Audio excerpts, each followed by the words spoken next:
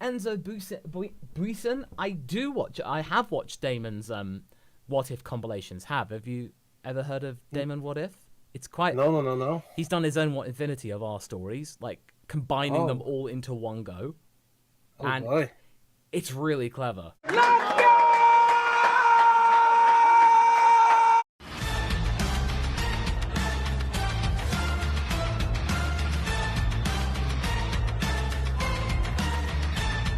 Kakarot has moved into the city with his mother's and brother. City life is odd for him so far, as he's not quite sure how to interact with multiple people in a way that doesn't involve fighting. He isn't sent off to school since they all know things wouldn't end well in that way, but Vomi makes sure to still be teaching him things about normal, everyday life. Raditz and him try to have some sort of relationship, with the two sparring at Capsule Corp a few times so they can gauge their strengths. Kakarot still feels that he is above Raditz, so isn't too keen on his fighting. Not outright calling him weak, but subtly implying it, which angers Raditz a bunch.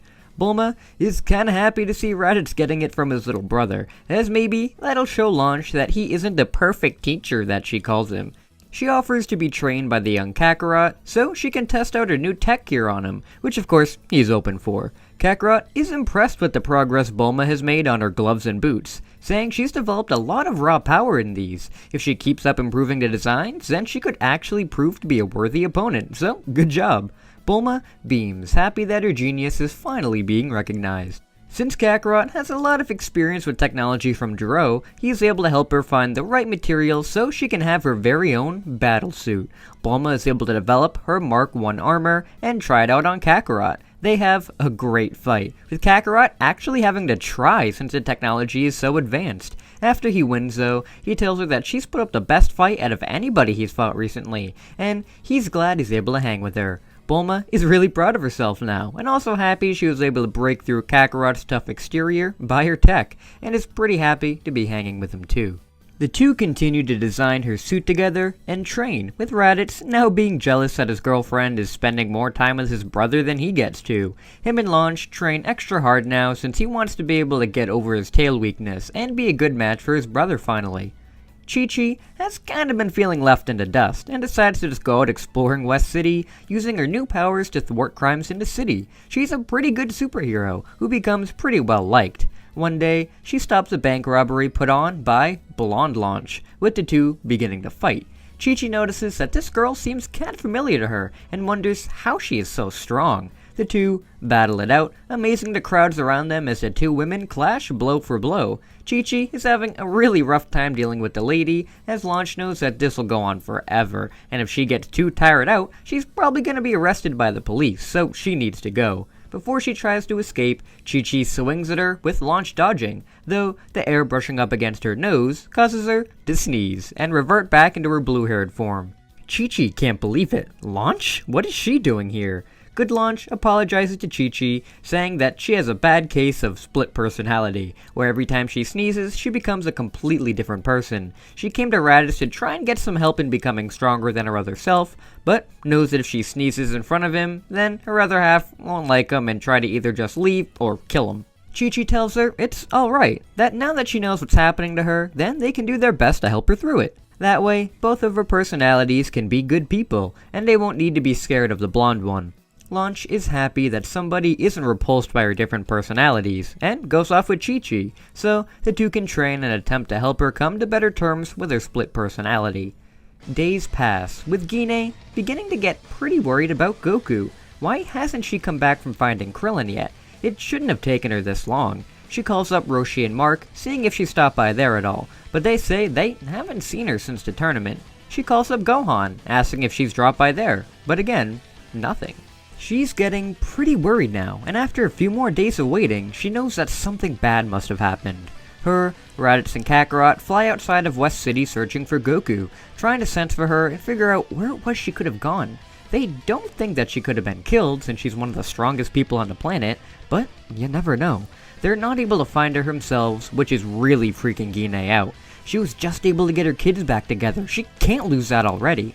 The others try to calm her down, with Roshi and Mark coming back to the city to help her out. Roshi suggests that they can go to his sister Baba and ask for her help, since she's able to find anybody. The crew journey to the home of fortune teller Baba, but they're saying that for her to find Goku, they either need to pay her 10 million zeni, or they have to fight all the toughest opponents. Kakarot and Raditz are down for fighting, but Guinea tells them that there's no time for that. Bulma pays the 10 million zeni, since, again, Capsule Corp are trillionaires, so 10 million zeni is nothing to them. After Baba gets paid, Baba finds on her crystal ball that Goku has been captured by the Red Ribbon Army and is currently being tortured by Javeau. The group are stunned into silence, especially Kakarot and Vomi. Vomi screams out, furious that her own son has turned into a monster like Jiro. Kakarot doesn't understand how Javeau could do something like that to his own sister. He was like a brother to him, and now he's torturing Goku like he was tortured by Jiro? This is too much. He was willing to let the whole Red Ribbon Army continue their operations with Jiro dead, but now he's going to burn them to the ground. He bursts off towards Jiro's lab, with Guinea and Raditz following right behind him. The others can't fly, so don't know what to do, with Baba saying they can all stay here and watch through her crystal ball to see how they do in saving their friend. Reluctantly, the group decide to stay behind and watch, hoping that Goku will be saved.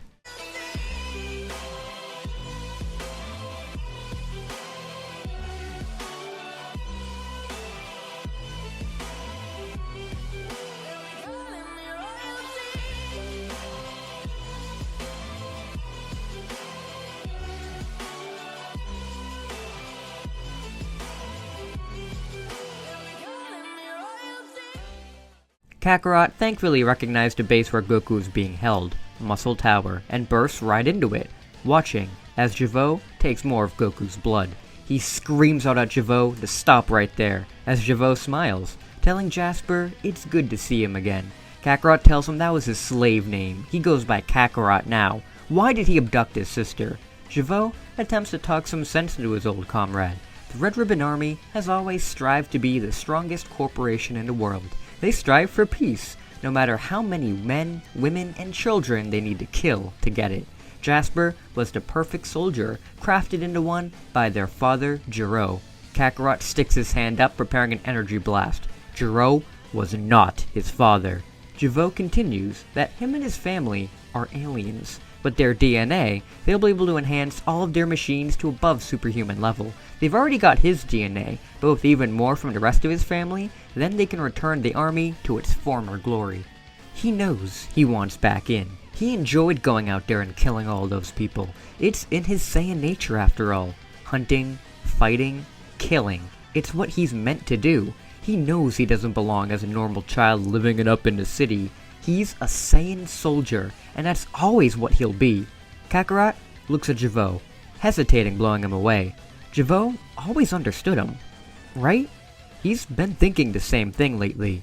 Is he really just a family kid? Or is he Jasper, the mighty Red Ribbon soldier? He lowers his hand, about to speak, as Guinea bursts through the roof, telling Javeau to let go of her daughter. Javeau curses and shoots at Guinea. Guinea catches all the bullets, ready to throw them all right back at Javeau, as he pushes a button near his desk to alert the others of a break-in. General Blue and Mercenary Tao burst into the room, with Blue freezing Guinea in place with a telekinesis, as Tao throws a pillar at her, sending her flying out of the building. Kakarot tells him to stop, not to hurt her, with Javeau saying it wouldn't have come to this if he could just wake up and see what he really needs to do with his life. Javeau picks up Goku and leaves, as Kakarot attempts to go after them. Tao appears in front of him, asking if he'll join them. Kakarot hesitates, saying not if his sister's life is on the line. Tao smiles, saying, so that's a no then, as he kicks him away. Kakarot and Tao begin their fight, as Guinea and Raditz together burst back in the room, saying they're getting Goku back. Blue rushes them, with Raditz blasting him into the wall, instantly knocking him out. More soldiers come into the room, attempting to shoot them all, with Guinea zipping through the room at super speeds, knocking out every soldier in an instant. She then flies through the rest of the tower looking for Javeau to get her kid back. She finds him attempting to escape underground, so she flies through the ground after them, as Javeau deploys Bouillon to end her. Bouillon blocks her path, saying every strike she lands will just bounce right off of him, so it's useless to fight back. Guinea, with little effort, punches a hole right through Bouillon, causing him to deflate. Javeau, scared now, hops into his battle jacket to fight her off. This also doesn't last long against Angry Mama Guinea, and she destroys it pretty easily, ripping Javeau right out. Javeau is slammed into the ground as Guinea catches Goku. Raditz lands down next to her and holds out his hand, saying he's going to kill him for what he's done to his family. He's about to blow him away, until Kakarot lands in front of him, telling him to spare him. Raditz says he contributed in torturing him and Goku for these years, and he's just expected to live? Give him one good reason. Kakarot says his one good reason is right here, and uppercuts his brother away. Javeau is also his brother in a way, and he may be doing bad things, but he's done bad things too, and they forgave him right away because he's family. Well, Javeau is his family, so he forgives him. Raditz asks how he could say something like that, and rushes in towards his brother. The two fight it out once again, with Guinea yelling at the two for them to stop. When they don't, she puts down Goku and jumps in between the both of them, slamming the two of them into the ground. Kakarot is surprised at the strength of his mother, as Guinea yells that there will be no more fighting. Nobody else is dying today. She tells Raditz that she wants him to pay for what he's done too, but killing somebody that his brother is close to isn't the answer. She then turns to Kakarot, saying that she understands that he is family too, but he experimented on his sister, so they're not going to forgive him that easily. They won't kill him, but he's going to be locked up along with the rest of the army. She lets go of the two of them, asking if that's fair. The two rub the back of their heads and nod, as she says good, and that they need to go. The police arrive at Muscle Tower, arresting Red, Black, and Javeau for their crimes. Kakarot looks sadly as Javeau is being put into the cop car. He tells Kakarot one last time, think about what he said. He knows it's true. The army is now truly gone, as Goku is brought back to a hospital so they can figure out what happened to her and help her recover. The others make it to the hospital with the help of Baba, and are all pretty angry at Kakarot for seeming to side with Javeau.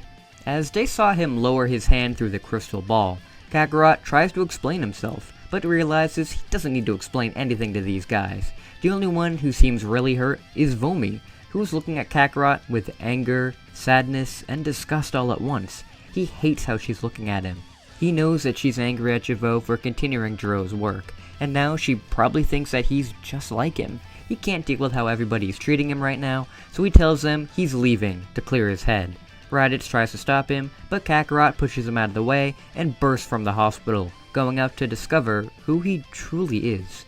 It takes some time, but Goku is able to recover, and they're all glad to find out that no robotics were put into her of any kind, and she just had a lot of tests done on her and a lot of blood taken out. She'll recover eventually, though it may take a bit. The group now have to recover themselves from this event. Kakarot is gone, and Goku took quite a beating without even having to fight. They know they need to train even harder than ever now, to be ready for whatever Kakarot decides to do, and be ready for any more threats like the Red Ribbon Army. Raditz begins to train with Bulma in her suit, Kine moves back in with Grandpa Gohan with Goku, so they can help her recover in a relaxed environment, while Guinea attempts to find Kakarot and bring him home once more. She does eventually find him, since he's not exactly hiding, with him telling her he needs to be on his own, so to please leave him be.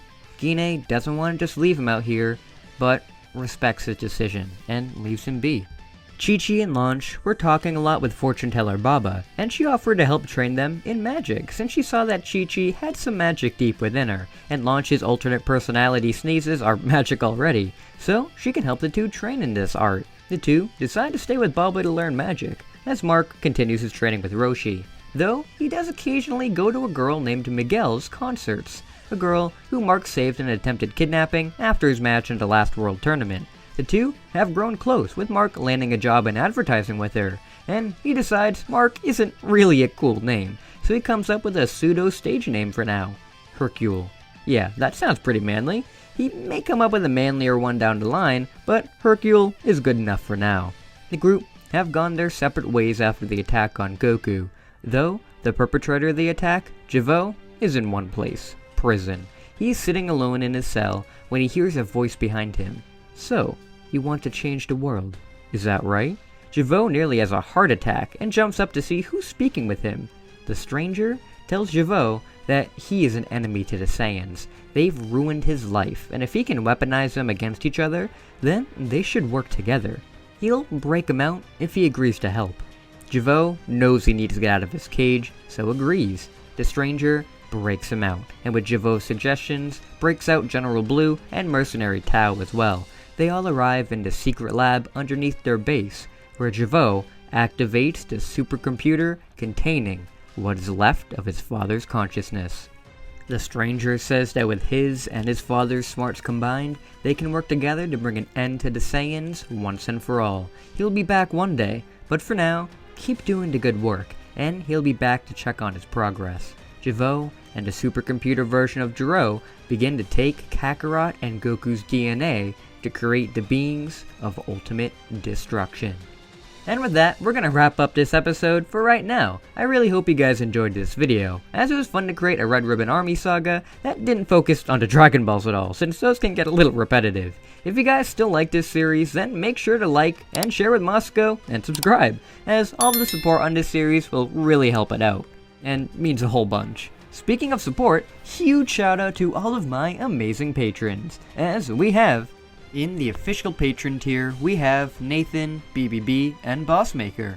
In the Moving Up in the World tier, we have Patrick Sanalin, John Lister, David Monroe, Sinshenron92, Oak Woodtree, Ogata Shiba, Monal, Eric Doss, Blake Foyer, Matthew Garcia, Vegito Gaming 72, True Lightning Striker, Joseph Calvin Liu, Samroth, and Speedster352. In the VIP patron tier, we have Always Zero, 11726, and Tails Homie 99. And finally, in the God tier, we have Tony Kage. Thank you, especially Tony Kage, you're an absolute god. And as always, thank all of you so much for watching, as your support really helps to keep this channel going. Thank you all so much for watching, and until we meet again. See you later!